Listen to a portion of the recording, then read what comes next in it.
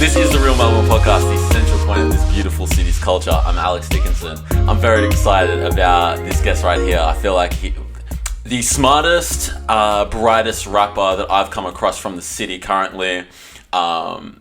Rapper, singer, producer, songwriter, engineer. Am I missing anything at all? Man, that's it, man. That's more than enough. That's more than enough. That's an intro, man. We've got Daniel Elia in the building. Welcome, my man. Thanks, man. Thank you for having me. Yeah, no worries. So, Daniel Elia isn't your real name, is it? No, it is actually. Oh, it is? Okay. Yeah, gotcha. so I've got two names. I've got like two first names. I've got a home name, which is Wani, and then I've got Daniel. So my parents gave me an English name. It's like this thing that like a lot of Africans have, where you would have like a home name and then you have like an English name, I guess. A lot of foreigners have it as well. Yeah. So when I came here, I went to school and I decided to use Daniel instead of Wani, because I think it's just like I prefer people from home to call me Wani. It's almost like they know who I am. So like if they call me Wani, it just makes it enhances that connection. And so only certain people know Wani. But yeah, the world knows me as Daniel Elia. Yeah, I used to say that a lot in primary school as well, just from the Asian community, Vietnamese, Filipino, not necessarily Filipino, but Vietnamese most definitely. Like they'd have an English name, but they also had the Viet name to differentiate, I guess. Exactly, it's very common, and a lot of people use it to obviously like get jobs and stuff like that, or like if they were to send a resume to like a job, if they come here in Australia and they send resume to a job, it's like looking through names, it's like you don't want to have like a name that the manager can't pronounce, sort of thing, so they use an English name to make it easy for them to get a job. So you should talk to Brian about this, because Brian, Brian's name is Brian Hughes, but he's Kenyan, full Kenyan.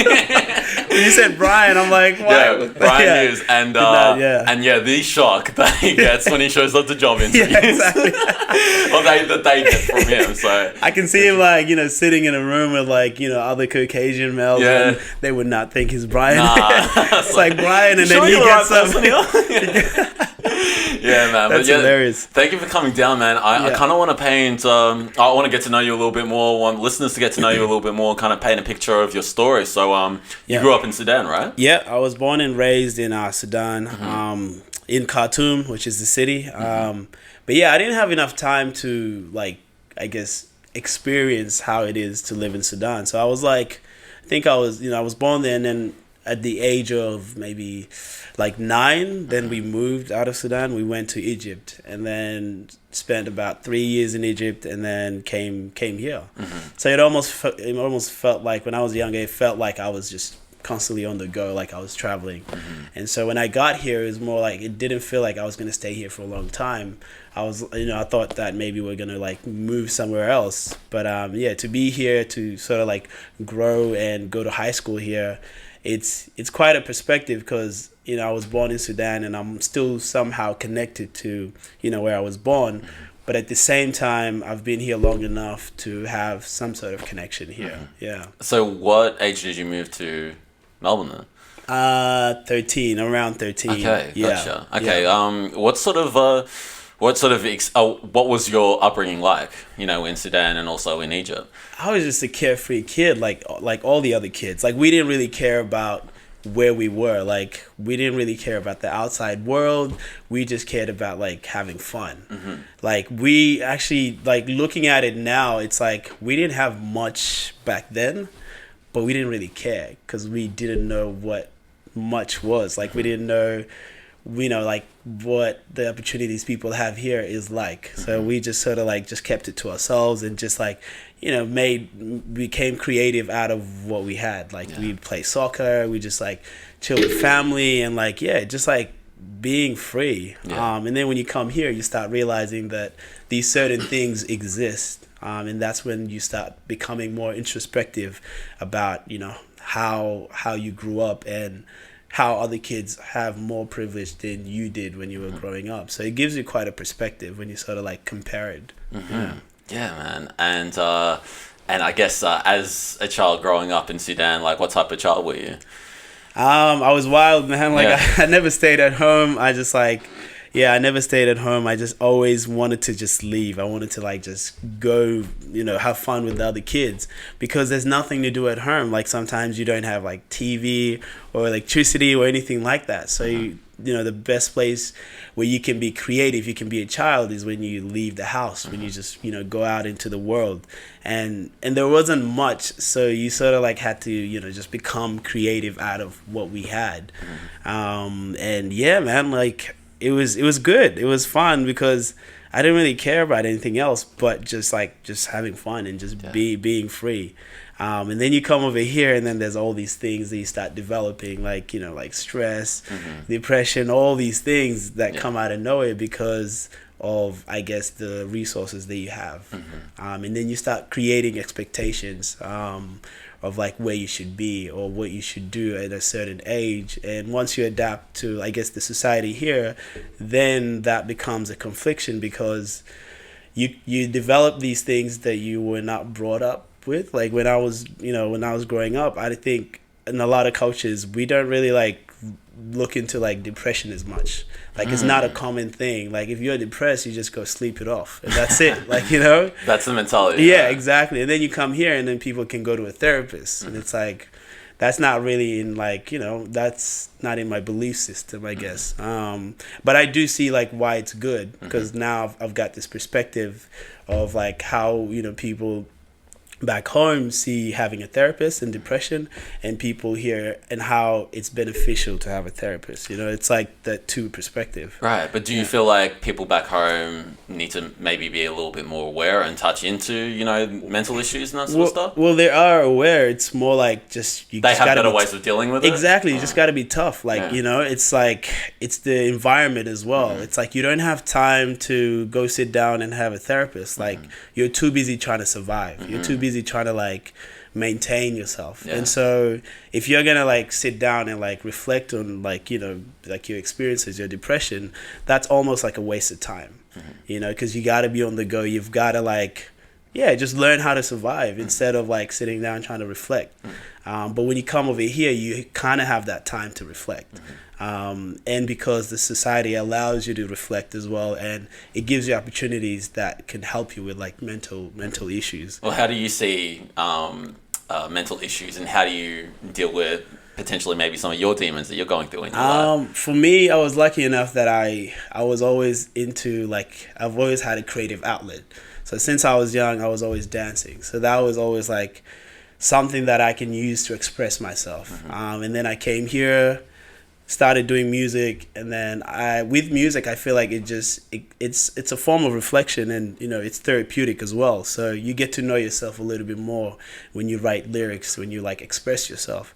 My perspective on it is I feel like you do need to speak to someone about your like mental issues. Otherwise, if you don't know how to deal with it, then it's just going to keep bubbling up, and then it's going to become something that's going to be a little bit harder to manage. But if you can, you can speak to friends, but I think a professional help is needed, because they can sort of pick your brains and help you realize your trauma and things like that. I feel like Charlemagne put it the best way when he said a therapist is great for just unpacking your thoughts and making you understand why you feel this way. Why do you think about these in that perspective, that sort of stuff. That's the best way. And once you kind of break everything down, you can understand things a lot better. It's not necessarily, I've dealt with it, I can move on, but you know what sort of triggers you in a sense. Exactly. It's mainly just breaking it down, and then also confronting it, and then acknowledging it, embracing that you did go through these things, and that's not who you are now. Because a lot of people reflect on the past as if it's happening now, but it's not really happening. It's just all in your mind, and you're sort of like, you have this pattern of looking at your presence through the lens of your past, sort of thing. And so if you can look into the presence as it is, instead of like bringing your past into it, you're able to manage those demons and your like childhood trauma. Yeah. That's definitely, man. Well, I want to ask, did you find anime when you came to Australia or before? Because man, before. There's a huge influence in your brand with One Piece. Yeah, for sure, definitely. Like I used to watch One Piece when I was in Sudan. Like oh wow, they had okay. What else did they have in Sudan? Man, there was a lot of stuff like. Because I was more Yu-Gi-Oh. That was me though. True, yeah. Well, there was like pretty much all the classical like cartoons that we love.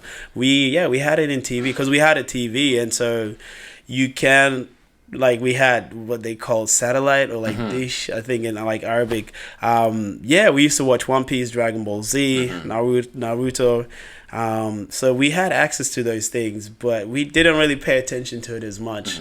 Because we didn't understand it, we didn't understand the language, and we loved it for the imagery and just the imagination of it, but we didn't really fully comprehend the stories. Yeah, because no subtitles or anything. Exactly, no subtitles. So you're just like you don't really understand. Even if it was like those subtitles, we couldn't read English, so.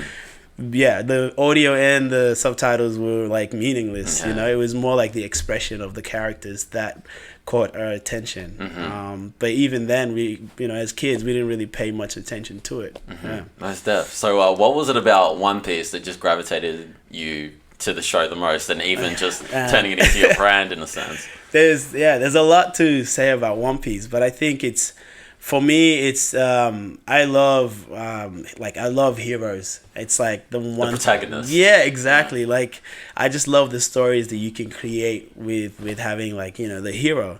And One Piece is really good at conveying. I feel like I relate to Luffy, the main character, with just how he's trying to be like the captain of like the pirates, but there's so much. I don't know. Like it's so much real the reality of it is like it's I don't know how to put it, but there's a lot of human elements to it, if that makes sense. Like for example, it's like they grow this friendship, and then if that friendship breaks, it's like the way the writer puts it together, it's just like it's very human that you almost relate it back to your reality and your own friends and the things that you've been through with your friends, and just the breakout with your friends, and you can sort of like connect it to your life, and you almost feel like you're that character. And I think because they're not real people, it's easy for you to sort of like take that on.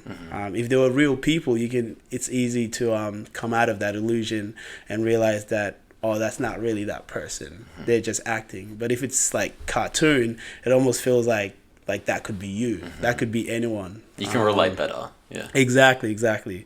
Yeah, out of Dragon Ball Z, Naruto, Luffy was the main sort of anime. One Piece is the main anime that I sort of relate to. I still love the other two, but just watching it again, I feel like One Piece just has a lot more meaning to it.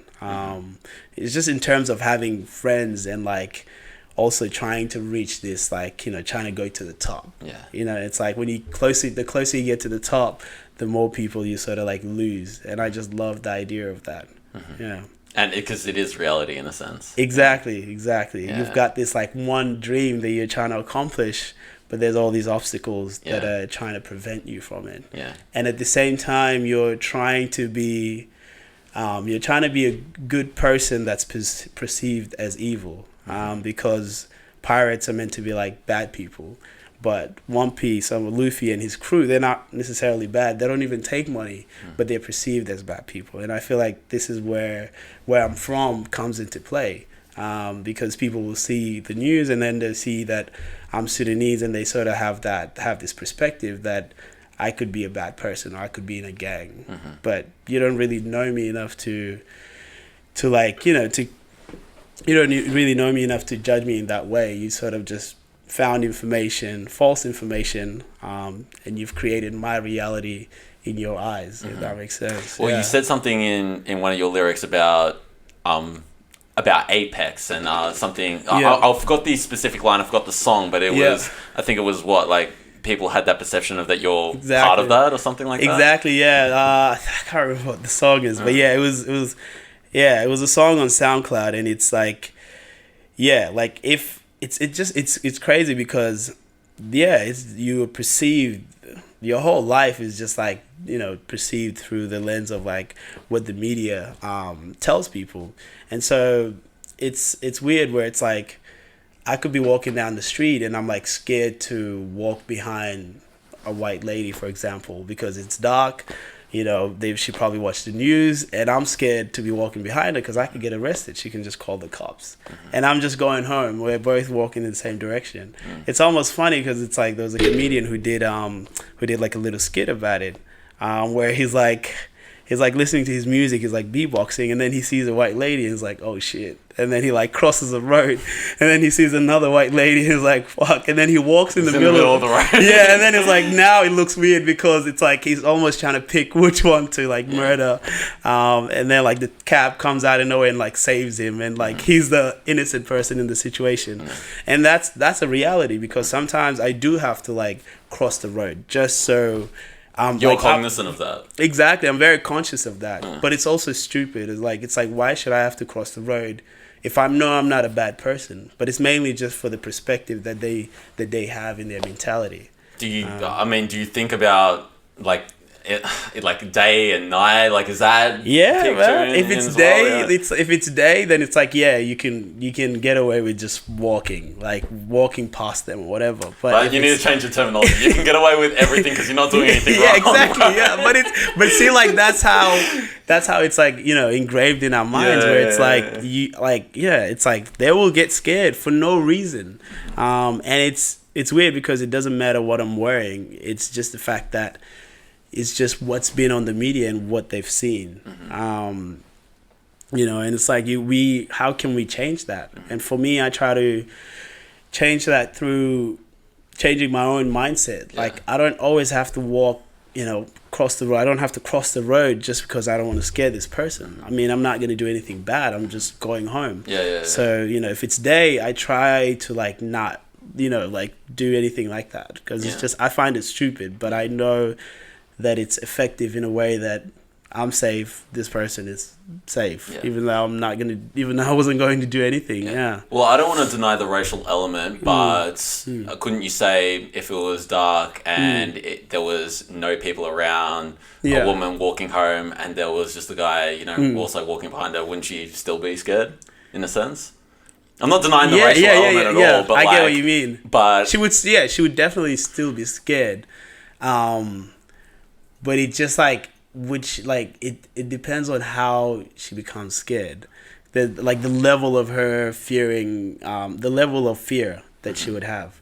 Like if it was me and I'm just walking behind her and it's like, it's been 10 minutes and we're still walking in the same direction and she notices that I'm walking behind her, it'll be like, immediately call the cops. Cops come down, immediately it's suspicious, you know what I mean? Has situations like that happened before? Not to me, but I feel like it definitely would happen to like other people. For me, I just try to avoid it because I'm very aware of it. But if you were to remove me out of the picture and put someone else, it'll be like, yeah, this is creepy. This person's walking behind me. But it may not be the same. But he might just be going home. It kind of just changes the outcome of things a little bit. Yeah. It gets kind of crazy. It gets deeper than that. But I'll ask, how did you adapt to, I guess, Australian culture first coming into the country, and maybe adjusting to these little nuances and maybe even just a racial element, like kind of like what we're speaking about now. Yeah, well, like obviously back in Sudan, it's like there isn't a lot of like white people there, so. It's like when we see white people, it's like people get excited because we see them on the TV. So it's like, oh, this person is probably famous or like an actor or something. And so when you come over here, it's a completely different perspective where it's like they're not famous or anything. They're just people.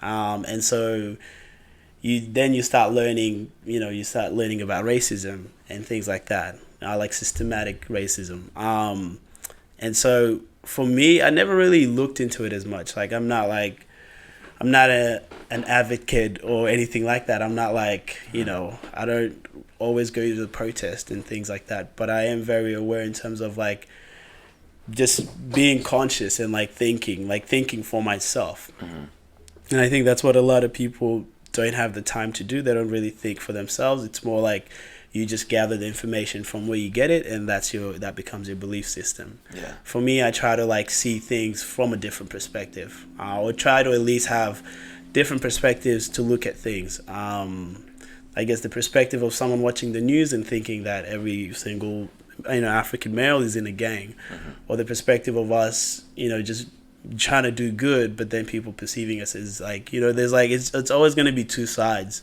and if you can kind of see both sides, it'll put you in the middle. And I feel like that's where I am. I'm in the middle, where I can go back home to Sudan and people will see me as a stranger because I've fully adapted here. Like, my mannerism is different to how everyone else is, like it's your voice is different. Exactly. You've got an Aussie accent. Exactly. Like my tone is different. Even when I speak Arabic, it's still different. And they can hear that it's broken, that it's not like fully like, and so it's like, all right, cool. They see me as a stranger. I've been here for 14 years almost. And some people might see me as a stranger as well until they speak to me. Yeah. And so just being in the middle like that, you're able to see things a little bit different. You're able to also grow an understanding on why things are a certain way. Yeah. Well, I definitely have a better understanding now. Like when you said in Kami, like I do it for cities most livable. It's funny they see me as criminal, but when I become huge like Jackman, they'll say I'm Australian or liberal. Is that what you kind of mean when it's like they're not going to see me as, where I'm originally from? They're going to see me as something different? Yeah, exactly. It's like the huge Jackman part is like it comes back to the support, the type of support or the type of way people in Australia like to support. It's like if you make it overseas, that's when they'll support you. But if you're doing things here and you're like, delivering it at a quality level, they're just going to overlook that. But music and acting is different, and we didn't really support Igloo like that. True, but like it's Iggy though. Like it's but we support like. But then again, she didn't embrace her Australian. Exactly, you can tell that. Yeah, exactly. Like she was putting on this like this accent that wasn't her, and you can like, especially when it's fake. That's when it's like we don't really like mess with that. Sure. But there's so many like, I think we mainly have examples of actors, but not musicians. But we're looking at the next, like Sample the Great or Remy. They're sort of breaking that ceiling, and I'm sure pretty soon that you're gonna see. I've kind of seen some articles already support them in a way of like being proud that they're from Australia, and so that always exists where we don't really support the person that's in our home until they leave, until they make it elsewhere, because the world now can see them for who they are, and now we want to appreciate them as well, so we have something to claim. Most and that's basically relating back to that line. It's like they don't really care for you until you do something, but it's like I've been doing the same thing. It's just you fail to recognize it.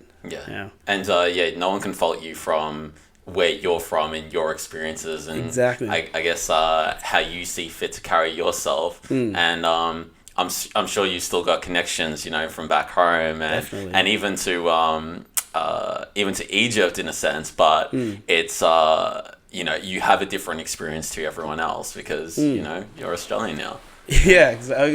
Well, that's funny because like I work in retail, and like when I speak to people, like when they always ask, where are you from? And like sometimes when I say Australian, they sort of like just deflect that, and they're like, no, but where are you really from? It's like, what? Like I'm a citizen here. Isn't that enough? It's more like they look at you like, I guess your skin, then that determines where you're from. Well, then they need to ask ethnicity, right? Exactly. But that doesn't really matter because if I'm a citizen here and I've been here for pretty much my whole life, then it's like I am Australian. Or like that comes back to the news of how some Sudanese kids are born here, and they've got more of an Aussie accent than I do, and they still get called Sudanese, or you know what I mean. And so it's like how does that play out when it's like Caucasian kids who are not born here? What makes them more Australian than someone who was born here that's from Africa or something? So it's great that you mentioned that, because when I had the conversation with Kudsai about his song with Four Deep in the Suburbs, and we're talking about how the news, depicts, crimes and certain groups and that sort of stuff. Yeah. I was saying to him, I'm like, it's kind of wrong to pinpoint these kids as like these African youth, because they wouldn't say that about European youth. Exactly. Like if I was running out going wild and that sort of stuff, they wouldn't be like, this Maltese kid is, all these Maltese groups are running amok. Like it wouldn't happen. Yeah. So Yeah. I think the wording does need The to type be a of language lot. they use, The yeah. language needs to be a lot better as well, because you're Yeah. right. There are quite a few Sudanese people that are actually born here or have been Exactly. here, since they were very young. Exactly. So, Or even to remove like Africans out of it is like the indigenous people here as well. Like it's they're almost in the same boat as we are, where the type of language they use towards them is very different. And it's like it puts us all in the same boat, and we're able to see how things are playing out. And who can we really blame? I think it's just because people watch the media. It's the only source that we can blame, because that's where people get their information. Well, you kind of look at it as like, is there an agenda behind this? Oh yeah, right? definitely. It's a business, Yeah. right? So if the more people that watch it, the more money they make. So that tells you that they don't really care about who they're affecting. They really care about just making money, and also having some sort of control over people's consciousness. Yeah. Yeah. Yeah, man. Well, like you spoke about the indigenous people in Promised Land. Are you able to break down, I guess, the meaning of the song for us? Yeah.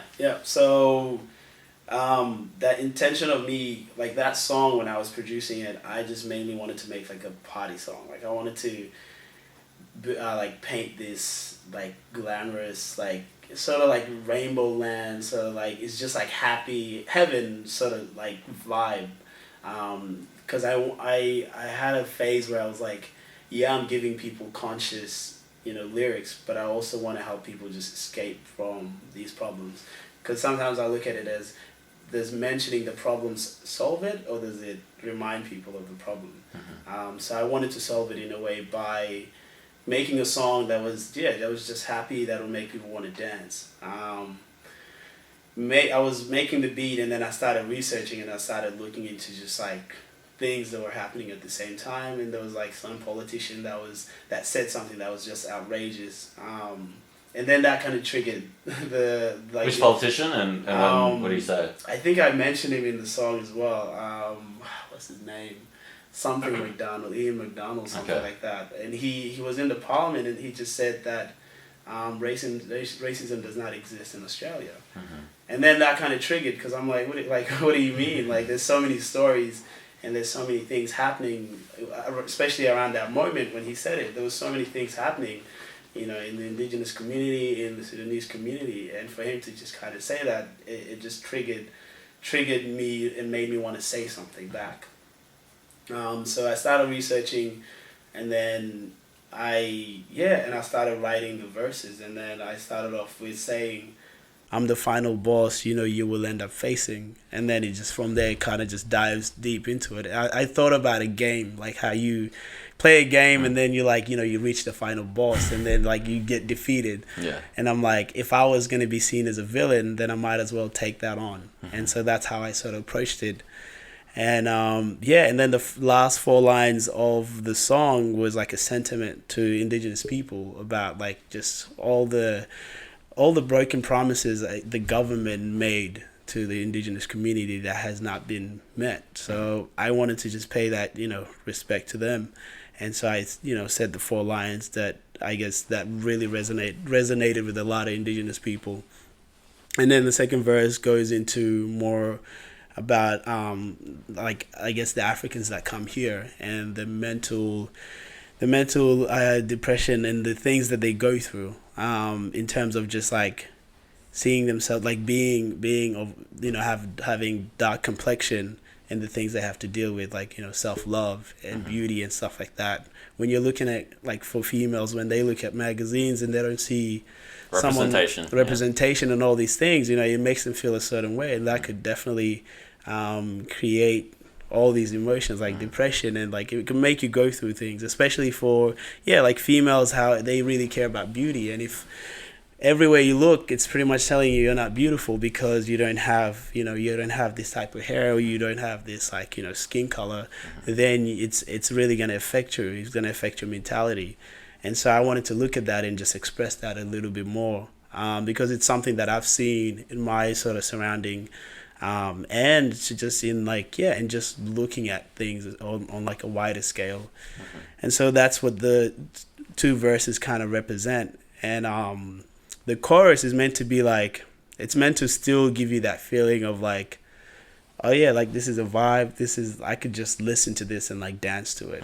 But it's like when you pay attention to it, it's like actually quite dark, Like that. Yeah, it's like almost like when you watch, I think it's like one of those cartoons where it's like, it's a cartoon, but like they like kill each other and there's like so much blood, and it's just like the craziest thing. It's like a cartoon that's not meant to be for adults. Yeah. And that's a reference to that song. Right, there we go. Was Promised Land the track that you performed at Section 8 or at Section 80, where it was like, you had it all filmed, and it was like a whole vibe, and it was, everyone was going off with that with like a band? Was that the band, it was Promised Land, and then I Know It Very Well, and other tracks as well. But it kind of hit home when he was like, with the live band. It was really good. Crazy vibes, man. I'd love to see like I think you've only posted like a snippet on your Instagram. I would have loved to see like a full thing of that. We only had the snippet because I think the audio wasn't like as good, but I think that snippet was like, it was good. It was a good promotional tool that I can just use. Most definitely, man. But it's weird because like I put out Shook. I don't know if you guys heard Shook. I haven't, no. Shook is I would say Shook is like Burn City. It's like, the darkest side of Melbourne. It's like really like, I guess it's from a perspective of being in the hood and like being influenced by, like your homies and things like that. And then the next song that I put out was I Know It Very Well, which represents Most Livable City and how we see that. It's like sunny, it's always like it's safe and all these things. And then the one after that was Promised Land, which connects more to the indigenous community here. And I feel like those three are sort of like the three different sides, three different perspectives that you can have looking at Melbourne City. It's like, there's all these areas, like you go into the suburban areas, and there's, songs like Shook. And Shook, there's a line that really stands out in the song where it's like, can I curse? Go ahead. Okay, cool. Because it's like, what was it? I see the way they do my niggas. I'm trying to change the way they view my niggas. They listen to music that was made by niggas. They played in the club and still they won't let niggas in. And that just paints the club life. Like a lot of us know that. Like when we go out to Yo-Yo and clubs like that, they don't let us in. But you listen to the music and it's like made by Tupac, like someone that's really ghetto. So it's like what, like you're benefiting from Black culture, but yet you're not allowing us in. And that's something that a lot of people relate to because it still happens till this day. And then I Know It Very Well talks about you will never find peace until you rest in peace. I know my homie did. And then it just touches on about the suicide, like how a lot of suicides happen here, like especially for like males, because we deal with a lot of mental problems and we don't confront it, and the only escape that we have is suicide. And so I wanted to really touch on that and just paint that picture that Melbourne isn't the most livable city because of these things, because of the mental issues that we go through. And then you come to Promised Land, which just touches on the communities here and how the the indigenous community is affected by the broken promise from the government. If those promises were met, then they won't be dealing with all the things they're dealing with. What were the promises, like a form of reparations? Yeah, there was on, I think when I was searching it up, it was some sort of like a statement that was written out, and it was signed by Parliament. It was signed on June 12th, I think, in 19 something, and it was just pretty much to respect and acknowledge Indigenous people, but also allow them to, to be free and to use their land however they want, and to have their homes and pretty much recognize that this is their land, and anything they do with their tradition is their way of living, and not to not to try to confine it, not to try to destroy it in any way, shape, or form. But then recently, the government is trying to take out the sacred tree, the birthing tree. It was all over the news, but they were trying to take it out for a freeway or something. For freeway, yes, exactly. That's the one. Yeah. So it's like you've made this statement. We've all agreed on it. So why are you now trying to benefit by taking something that's so sacred? Just so people can get somewhere 5 minutes faster. Doesn't make sense, and there's a lot of those examples, that happened in the previous years, and I just really wanted to just highlight that. And I think I released the track on June 12th, but it was 2018. So it was perfect alignment, and I just put it out. It felt good as well. It's a better direction than what I had initially. Instead of making something that's just, I guess, club banger, it was more this could still be a club banger, but if you go home and listen to it, there's actually substance. That's why I call you the brightest, smartest rapper that I've come across in Melbourne, because you have to be knowledgeable and you have to be well versed in a lot of different subjects in order to talk about what you're talking about. You can't just call yourself a conscious rapper if you don't read, or you're not going to news articles and you're not well versed in certain topics. So I have to give you your props for that. Man, thank you, man. And I think it's just mainly about going through the experience as well.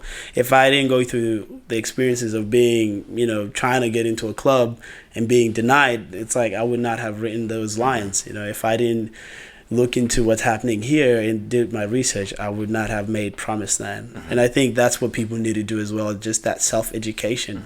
Instead of getting information from somewhere and making it your belief system, you need to do that research for yourself, to start thinking for yourself as well. Yeah, most definitely. I want to touch on the club and that situation, because you don't, and this is just from my experience, you don't see fights or drama or anything with black people going to mixed clubs, per se. From experience DJing at all black clubs and that sort of stuff. Yeah. Unfortunately, sometimes things happen. Yeah. And I talk to certain guys. I'm like, yo, why is things happen? That sort of stuff. Yeah. Liquor, and they fight about women. Yeah. And that's what it is. But this is not exclusive to black people though. You see this at Diamond. Yeah. Heaps. You know what I mean? So I think when we see these situations, we can't, and people shouldn't look at it as a racial thing. It's just a situational based thing. Exactly, yeah. Yeah, what's the difference between two black guys fighting in a club and two white guys fighting in a club? If you have liquor, Diamond, man. It happens, exactly. You have liquor in your system, it's boosting your ego in a certain way, you know, and you're not thinking here, you're more just blurbing out things, and you might say the wrong thing. But when it comes to also I guess black on black crime, or us fighting each other, it's much deeper than that. It's more it comes from self-hate. And so when we see someone else and we don't like them, that's just that reflection of that self-hate that we have somehow engraved in our minds, where even though we're black, we sometimes don't like other black people, and that happens with I think if you West Africans and Sudanese, or African Americans and Africans, that happens because of us being under this system, and the system is sort of it somehow created this mentality for us where we tend to hate each other because of that person's skin color, even though it's the same as our skin color. It's almost like the example of having the light-skinned slave inside the house and you put the dark-skinned slaves outside of the house. Obviously the dark-skinned slaves are going to hate the one that's getting treated better. And so it's that perspective where we tend to hate each other because we think, oh, this person is the same color as me, but they're not struggling, they're doing better. It's just that subconscious level. But we might look at it as we're just fighting over women or liquor, but it's much deeper than that. Yeah. So how do you break that cycle? How do you break it? For me, I try to do it through the music, and I also try to I try to not have an ego when it comes to situations like that. If I'm dealing with another black person, I don't try to have an ego. I try to have an understanding, or also like an appreciation as well. Like try to realize that this person is probably dealing with something much more than what I'm dealing with.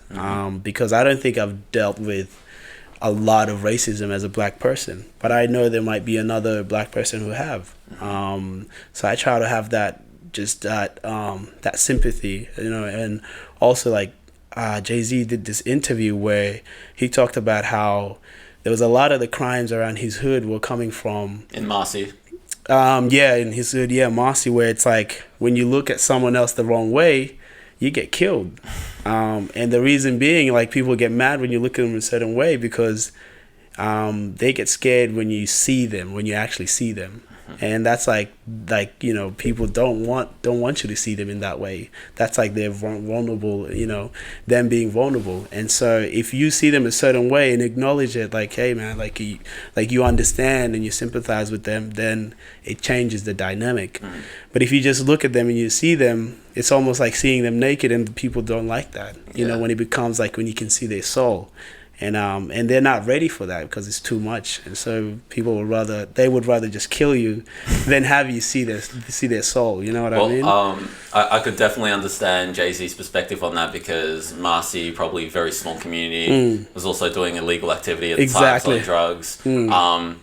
Someone comes up in your block who kind of looks like you, and you don't know that person. Exactly. You're getting paranoia. It's like, what are you what are you looking at? What do you want? And it's weird because it's a thing in America as well. Like, if you stare at someone for doesn't matter who it is, for more than 5 seconds, like, they're gonna approach you about it. It's like, but here that doesn't really happen. Like, we don't have that perspective here. But it's that thing where it's people are dealing with so much that, even though you're probably not even looking at them, they're just paranoid. They think that you can see them for who they really are. And it's not what they're portraying it out to be. If it's them pretending to be a thug, that's probably not really who they are. It's probably a little child inside that they're just trying to protect because of what they had to go through. And some people really have that. And it's crazy because they can't be vulnerable, or they don't want to be vulnerable because of the shield that they built, and they don't want to destroy that. I feel like there's like so many nuances with a lot of different situations. Racism exists, and we don't have to search for racism. Like, if it's racist, we're going to see it, and we're going to know what it is. But with certain situations, like, a club situation, like, potentially a Jay-Z from the hood and that sort of stuff, it's like, there's deeper layers to that. There's more to it. And I feel like if people can look at that from a different perspective of not, just jumping straight into something, and kind of looking at it from different eyes, it'd be good. And it's also like, if you watch, like, for me, I've got a strong mentality, and I always think for myself. But if I would say someone else, and I watch the media and it's always telling me that I am a criminal, I am this, and the languages they use, that's eventually going to be engraved in my mind, and that's going to become who I am. So some African males probably take that in. You get upset because they're saying you're this and you're not. So you're going to end up becoming that. From the anger that you've built. And so you're going to walk outside and you're going to be upset because now you feel like people look at you a certain way. And then you're going to act out of character. And that's when you really become that thing they painted. And that happens. That happens all the time. People get upset because a racist situation happens and they're trying to confront it, but they don't really confront it in the right way. And then they become what the media says. And that's probably like, in most cases, like 40%, So it's just like having that strong mentality and like not letting it get to you, not letting it push you to the edge. Because I'm trying to think of the direct quote that Charlemagne was saying about racism and youth, but he was saying like media and society is force-feeding racism into the youths that weren't even thinking about it in the first place. That's it right there. That's correct. Like, it's the youth, but also the people, like, just like, I guess, the citizens, the people, like everyone else but black people, it feeds them all those things. Like, I don't think every single like, I don't think people are born racist. It's just they get taught how to be racist, you know, and people... It's learned behavior. Exactly, and people don't know their positions in life, and they don't know where they fit. Like, in terms of, like, you looking at a certain topic, for example, like racism, you gotta also know where your position is and where that's coming from. Mm-hmm. Yeah. Well, that's why I feel like, for me, as a white male in Australia, I feel like I'm very blessed to have early experiences with black people as a child, like not too young, but like from 13, onwards and that sort of stuff. And you know, if black people came into my life, or I started, you know, becoming friends with black people later in my life, I might have a different perspective and that sort of stuff. So sure. I think it's very important to, you know, like actually have experiences with people from different races. So like you kind at of a young age, you're not putting people or putting a race into a box of being like, this is how they act. No, I have a couple of different friends and they act differently. It's just like we're people at the end of the day. Yeah, exactly. And yeah, like you said, like if like most of the people probably didn't have black friends when they were like 13. Yeah. You know, maybe they just watched the media the whole time, and that's how they sort of created who black people are or what they do. Yeah. But I always think about, like, if there's someone that is really racist, I just feel like they should take that person back to Africa and let that person experience the life people are experiencing back there, and they'll immediately understand like pretty much everything. Because it's like you're watching it from TV, and like, yeah, like there's some people that are starving in Africa and there's poverty and all these things, but that's just what they want you to see. That's not really all of it, you know, and you can't really grow your belief out of that. You've got to actually experience it yourself. You know, you can't really say, oh, like, you know, these kids are just gangs, without actually knowing which school they go to, without actually knowing how smart they are. You know, you can't just watch a snippet of, you know, them behaving a certain way and, you know, make that their whole life. Yeah, it gets really deeper, but I think it's also like, yeah, whoever that's controlling the main, I guess, like the person that's spreading the information is in charge of also changing people's perspective. Yeah, they withhold a lot of power. Exactly. Yeah, I mean, we can try to do it through, you know, conversations like this, music, you know, interacting with people, all those things, but it's not really going to reach that far unless, you know, we have, you know, the person who has everyone's attention, you know, unless that person can spread that message, then it probably won't change anytime soon.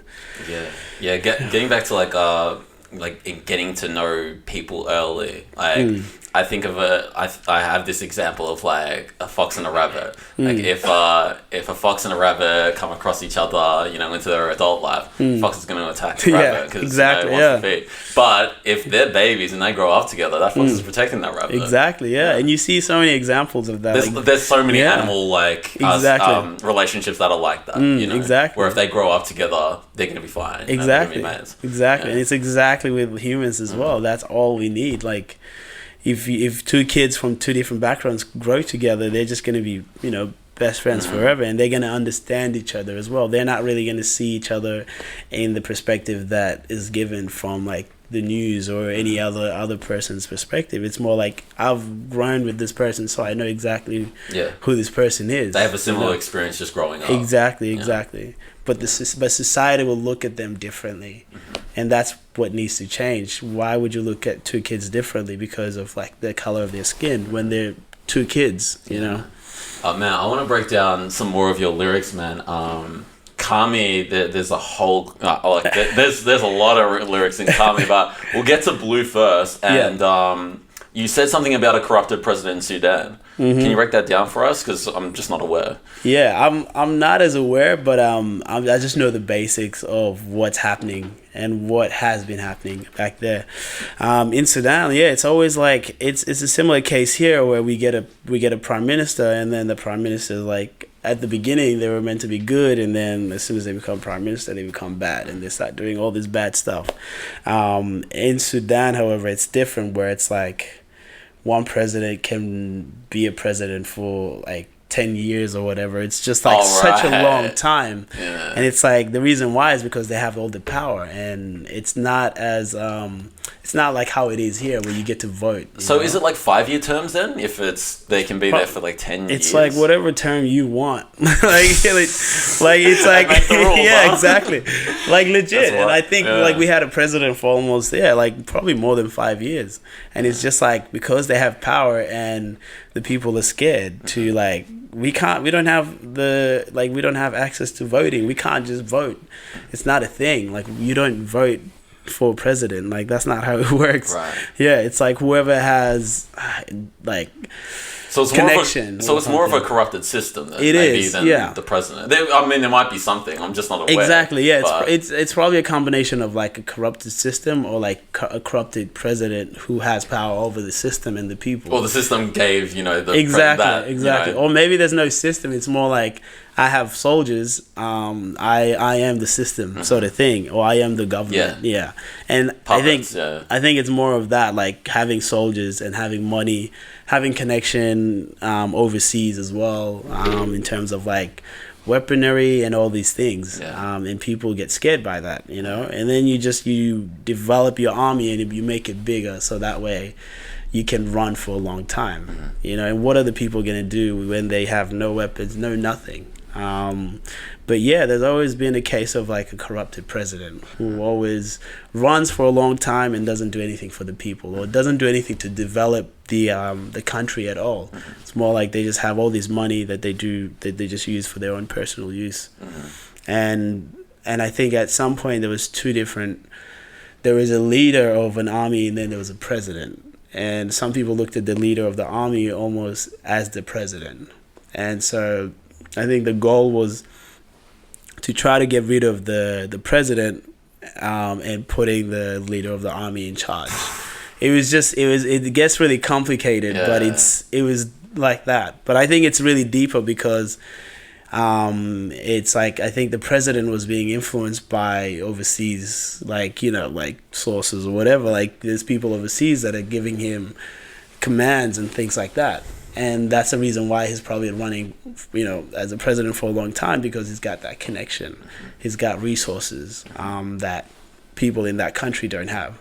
And so when you have that kind of power, it's like you can pretty much do anything you want. But yeah, I don't really fully understand it to be able to simplify it. Sure. But it's corrupted. That's like one way to like describe it. Yeah. Now you've given a nice breakdown. Like I'd like to ask you, what changes would you like to see in Sudan? Just a good president, like someone who actually cares about the development of the country. The separation happened between South Sudan and North Sudan because there was that conflict between South and North. Separation happened. That didn't really eliminate the conflict, and so I think if we can get rid of that conflict, then it'll just like it'll definitely add to the growth of the country, because people are way too focused on eliminating their enemies rather than recognizing that we're all in the same boat and that we can sort of like ride ourselves out to shore rather than drown, but people are not recognizing that. It's more about like pride and what tribe you're from and battling with the tribe that's not in your tribe, sort of thing. Yeah. Most definitely, man. Well, to stay on the track, Blue, and to talk about media and and agendas and that sort of stuff. You say media coverage burning a cathedral, but ignore the way government is killing people. That connects to two events that happened last year. Or actually, I can't remember when the cathedral one happened. It was the really old church that was burning. Yeah, that's the one. Yeah, so that happened. I think 2018. I can't remember when it exactly happened. And there was posts. People were donating money. All these things. It was immediately. It was people were helping out immediately. And then there was an event that was happening in Sudan where people were getting killed. And everyone was kind of just chilled back, like they didn't really do anything about it.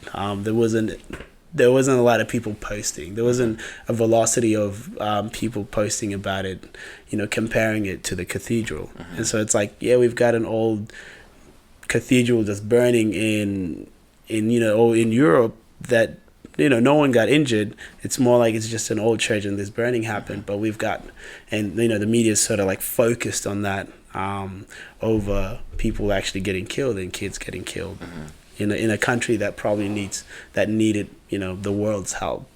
Yeah. Which country? Sorry. It was in Sudan, I think. Okay. South Sudan or North Sudan. So that was happening around the same time the cathedral was burning? No, that happened like maybe months after. Months after, gotcha. Yeah, but it wasn't covered then? It wasn't covered. Just seeing the level of support, seeing the difference between the two, it was like, it was crazy. Yeah, sorry, I just don't understand. So how was the government killing the Sudanese people? So I think it was the government sending out armies to kill people. Right. Obviously for some reasons, but it was like, regardless, like you shouldn't just kill innocent people because you're trying to keep them inside their house. Yeah. So the people were trying to make the world aware of what the government was doing. And so there was videos, there was like reporters trying to put out videos on Instagram, all these things. And they were, it was international reporters that flew to Sudan to cover what's happening. But then at some point, they were stopped from leaving the country because they didn't want that information to leave the country. And the citizens were fighting. Yeah. And the citizens were protesting against what the government is doing. So and this happens once in a while. Like citizens come together and they're trying to overthrow the government. But then people get killed in that process. Yeah. And this was the heaviest one where it's like a lot of people were getting killed. Reporters, were getting injured, all these things. It was heavy. Yeah, you see it with North Korea as well. Like they're not a big fan of media at all. Yeah, exactly. We take for granted free speech a lot here in Australia, elsewhere in America and that sort of stuff. But free speech is not allowed in certain countries. Exactly. Yeah. Free media is not necessarily allowed in certain countries. Definitely. So we got it good. Yeah, that's the one, man.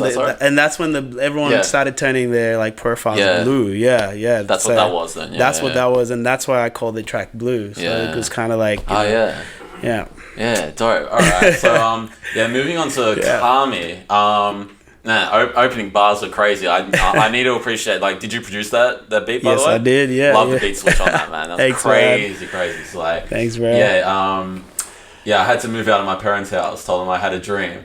And then the odds were against me. Damn, I overcome so many things. I don't want to come back with nothing, especially when I grew up with nothing. When you think about some of the best tracks and from rappers back in the day, having catching ear-catching bars, straight off the bat. I'm like, whew, said a lot already. Thanks, man. It's not even 5 seconds into the song, you know what I mean? So Thanks, can man. you break down those bars for us? Yeah, it's I think it's crazy because there's a contrast where it's like, I grew up with nothing, but now I live by myself and I'm paying for rent by myself.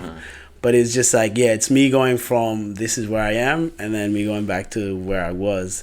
But yeah, moving out for anyone, I think it's the biggest move ever. It's hard to try to be responsible for a lot of things. Just because if you're living with your parents, you don't really know what they're doing to keep everything afloat, So when you move out, it's now you've pretty much got to control everything. You've got to pay for rent, pay for electricity, cook, all those things. And so, I was dealing with a lot mentally. And, I wanted to convey that in music. I wanted to stamp that and sort of have it in the music. So then I am reminded later that, I struggled when I moved out and I dealt with a lot. But also when I grew up, I didn't have anything. And now I kind of have something, you know. So I just wanted to sort of pay my respects to the present me, but also the past me.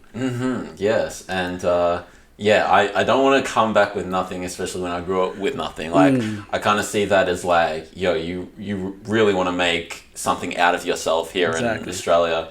And you want to do right by your parents as well as maybe people back home. Very proud. Exactly. Yeah, definitely. It's I don't want to go back. I don't want to leave this apartment, go home, and I've pretty much did nothing. The whole reason why I moved out is to go make something out of myself.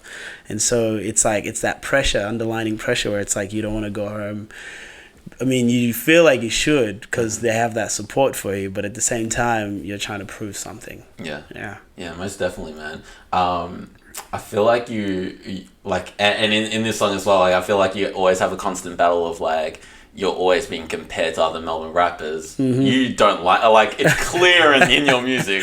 It's very fucking clear. Yeah. You don't like comparisons at all. Like, you feel like you're light years ahead, and like, and you know, one of the bars that, you know, caught me, you're like, musically I'm more than a rapper, please don't compare me to rappers. And later on you said Melbourne rappers are below me. Like, speak on, you know, people comparing you and that sort of stuff. Yeah, I compared myself to what's his name from Queens? Like, what's his name? Bohemian Rhapsody. I forgot his actual name. The lead singer. Like, the lead singer. The lead singer. So I compared myself in that musically, because it's funny, because it's like I came into the rap thing late. Like, I was like, a lot of people are like, you know, in their teenage years, they're like, they love rap, they're into rap, and they, you know, it's who they are.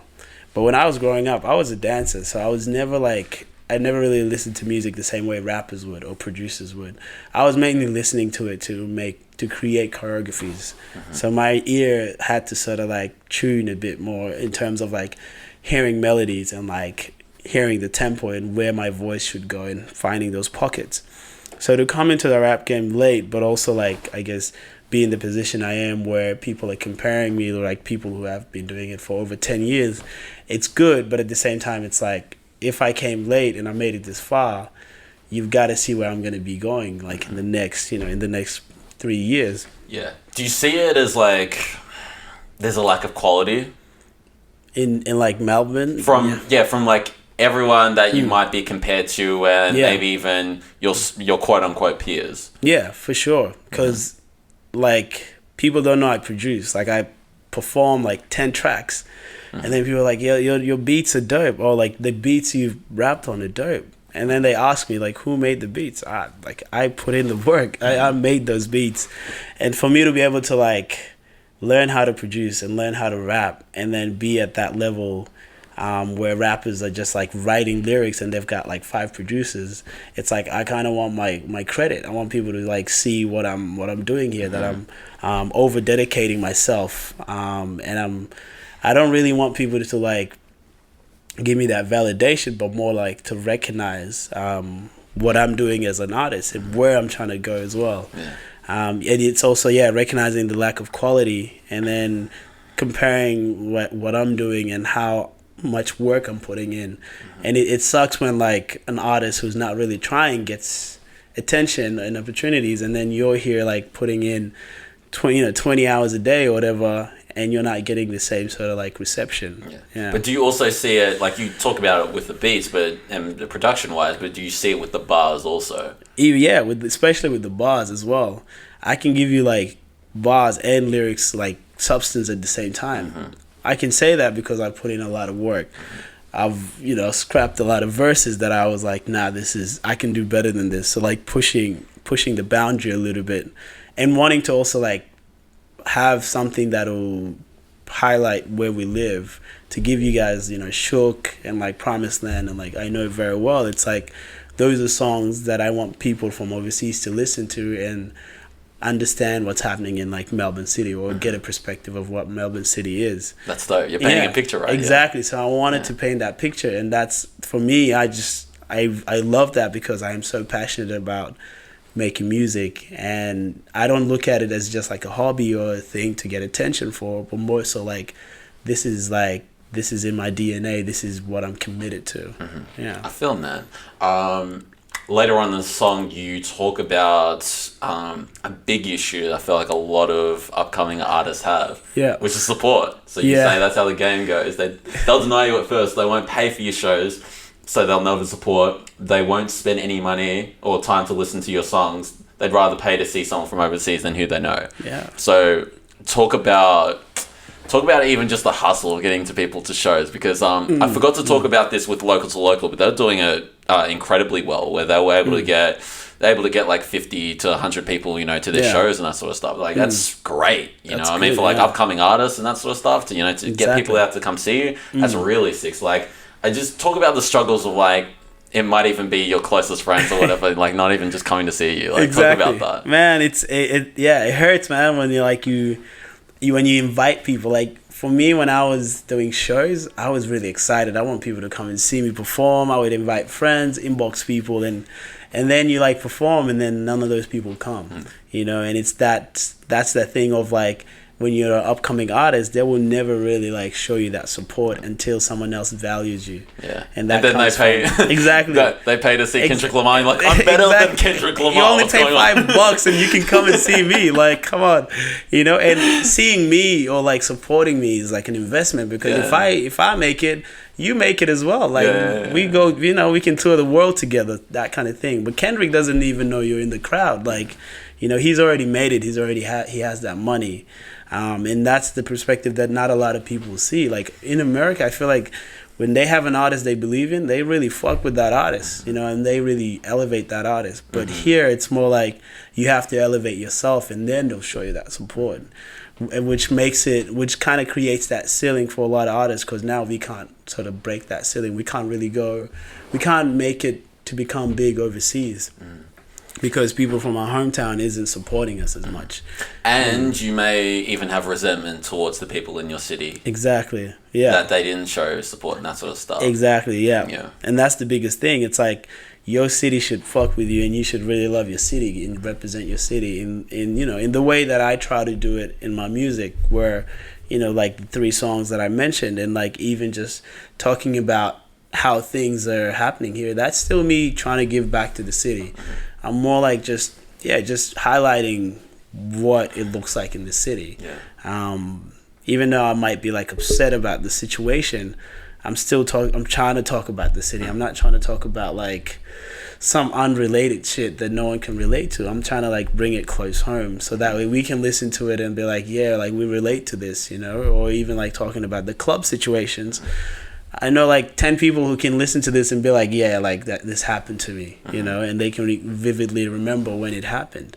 It's that kind of thing where it's like the music can give us that escape, because now we know like we've got a record of experience here.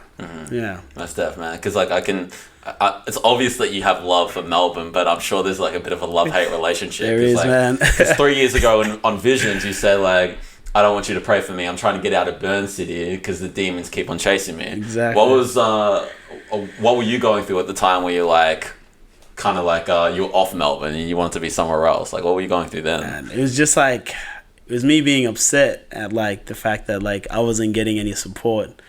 And he was like, I had like, you know, the track's called Visions, and it's like, yeah, I have this vision of like where the music scene can go in Melbourne, like how we can, you know, be on top of like on the map, you know, to say, and like how people can see how talented people here are.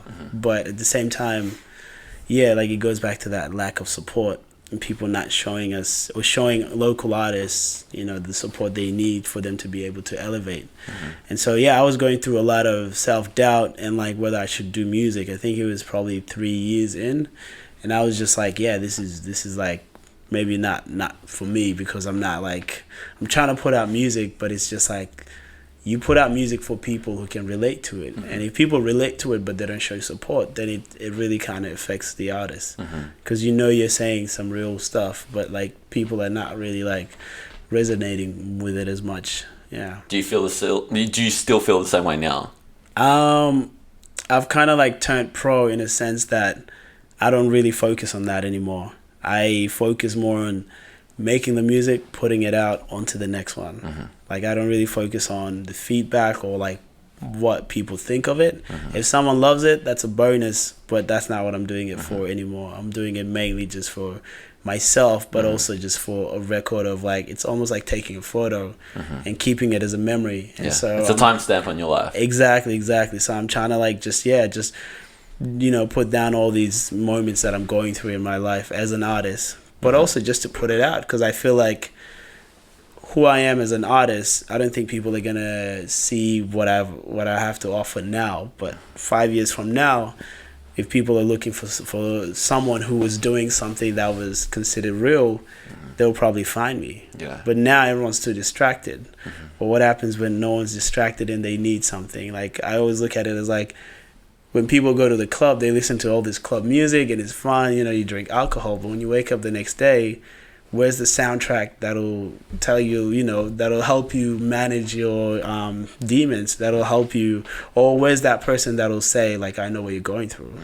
It's that kind of thing where I'm patient enough to just wait until that moment happens. Yeah. Fair enough. Well, could you ever do club music at all, or not really? I would because only... like Leave, like I'll play Leave a little bit, and it's groovy. It's got that vibe. It's close to like that dancehall sound, and that sort of stuff. It is. But you don't have like too many like up tempo tracks. Blue is an up tempo track, even though it's like deep and that sort of stuff. But like if I'm playing like a I don't know, like kind of like a new school jazzy set, like Blue fits right in there. You know. True. What I mean? Yeah. Well, that's a good question because. Yeah, for me, I always document my life. So whatever I'm going through, that's going to be in the music. And recently I've been doing things that I stopped doing when I was a teenager, like going out and like, drinking at parties and stuff like that. And it's funny because that changed the way my music sounds now. And like, you can say it's ignorant, but there's still substance in it because it highlights what I'm going through. And so if you were to compare like the new music that's going to come out compared to like the music that we just spoke about, it's like, it's almost like like a story, it's like a movie. It's like, the hero is not always going to be a good person. They're going to get triggered one day and they're going to do some bad shit. And it's all part of the story. And if they come out of it, and then what they have to say when they come out of it, I think it just makes it a perfect story sort of thing. And that's what I'm trying to do. I'm trying to like give people exactly how I feel now and then see how they react, so then I can set it up with how I come out of it. Yeah. Now that I think about it, you do have a club track. Sight. Oh yeah, Sight is like a club track. Because it's very catchy, the chorus. It is. Yeah, it is. And that was very intentional. Like I didn't like that song at first. I was like, yeah, it's dope, but like, what can I do with it? But then did you think it was too generic or something? Yeah, I just thought like it's simple. It's not me. Like, what can I like? I think the chorus was the first thing I had, and I was like, if I was to make this song, I want people to like interact with the song. I want them to be engaged with it. And then I thought of Deja Vu, but that song is actually pretty good because it's like it has like substance in it as well. It has like meaning to it, I talk about, there's a line where I talk about, and a lot of like African kids will relate to this because a lot of people will relate to this as well, where it's like my parents used to compare me to like my cousins, and then now that my cousins are growing up and they're doing bad things, they're telling me to be myself. You said that in one of your songs, actually. Exactly. And it's crazy to see that perspective where it's like, it's just like as soon as the parents trying to make you to be someone else, but then they realize that maybe you should just be yourself, and you're good enough, that kind of thing. But it's just me sort of like believing in myself from the beginning. But yeah, that song is probably one of my favorite songs to perform because people enjoy it. Yeah, most definitely, and that's probably the most vibey song that you've got for sure. I want to talk about probably, in my opinion, your deepest song, which is Easy. Oh, and you talk about, your friend who was depressed and suicidal, and you called the cops, to make sure that he was okay. Can you kind of break down that situation with you and your friend? Yeah, so before I started rapping, there was a really close friend of mine who used to rap. And it's also the reason why I started rapping was because of him. He sort of introduced me to rap in some way. And he was going through a lot. So it's crazy because all the stuff that he was going through, I'm sort of like going through those things now in some way. So he was just going through a lot of like depression, mental sort of stuff. And he started like smoking weed, just doing all these bad things. And the more he did these things, the less he became, like the less creative he was in terms of music. Like he wasn't creating music as much. And so we had moments and we had interactions where you can see that he wanted to get back into music. And when I started doing music when he stopped. And so he would come to me and there was all these interactions. But just like how I wrote that lyrics was exactly how everything panned out one night, where he just came over. he was just like really high, and he was just like, it was just not the right time because I was going through my own sort of like stuff. And yeah, it was just like this person just like had all these things happening, and I just didn't want to deal with it at that time. And then yeah, called the cops, and that was the only way to get him home because it was probably like 2 a.m. or something. And then after he suicided, then you realize that he just needed help. Like he wanted someone to just listen to him. And I started realizing that more in terms of just like trying to get out of my head to try to pay attention to like someone that might need help.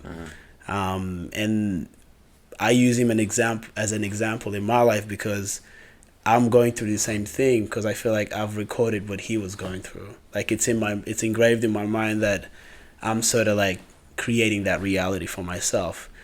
And you always compare yourself to like your friends because that's like who you hang out with. And so like if someone's going through something, you sort of compare like your life to theirs, and you try to either take it as you try to either be better, or you try to like try to do the opposite of that.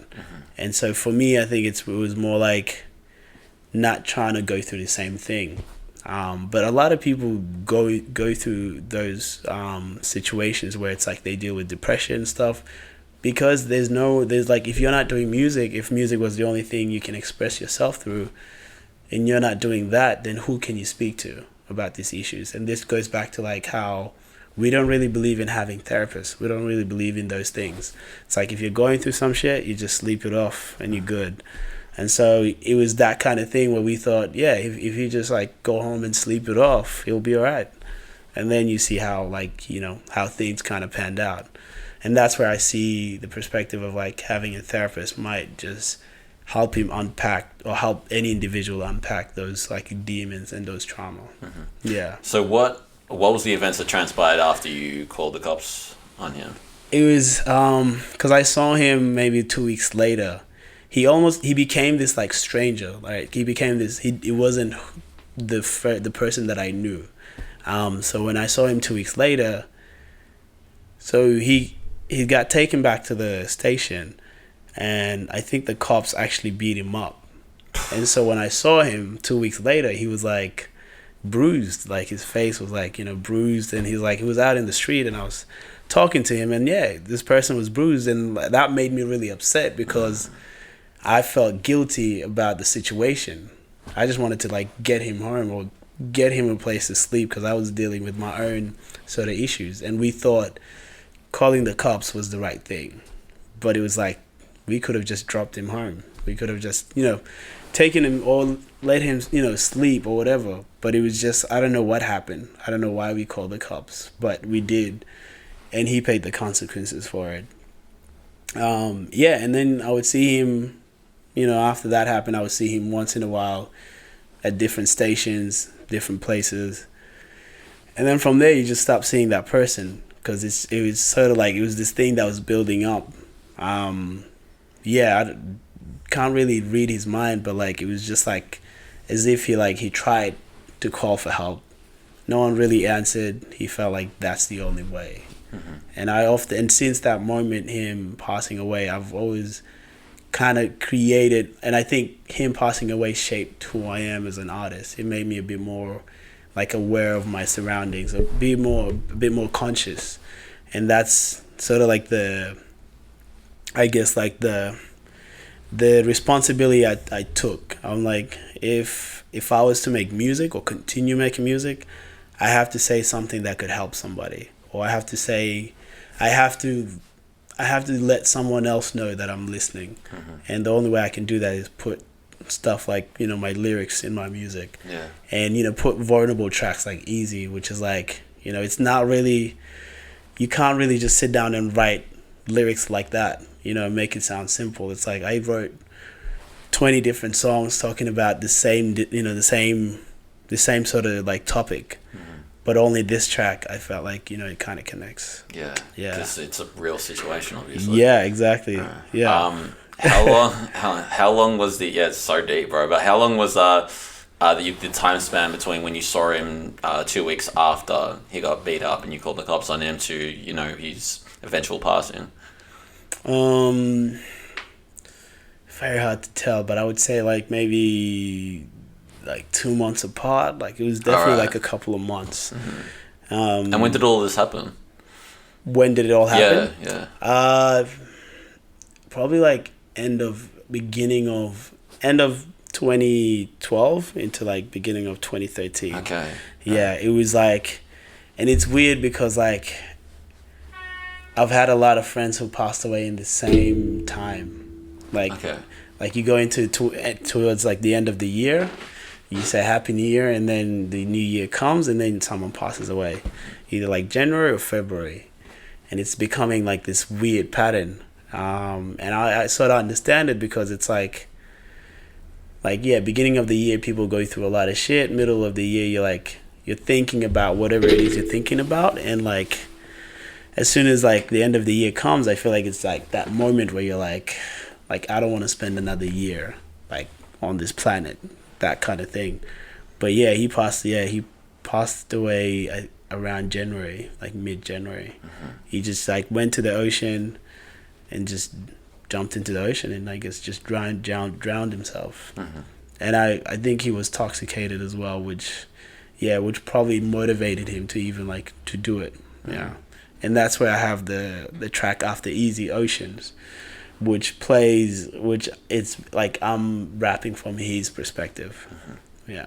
Gotcha. I'm not aware of Oceans, so can you break down what Oceans is? So Ocean talks about that moment.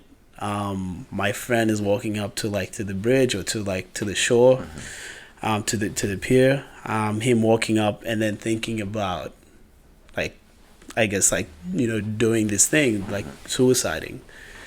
And then when you listen to the whole track, it's just like it's like his thinking process.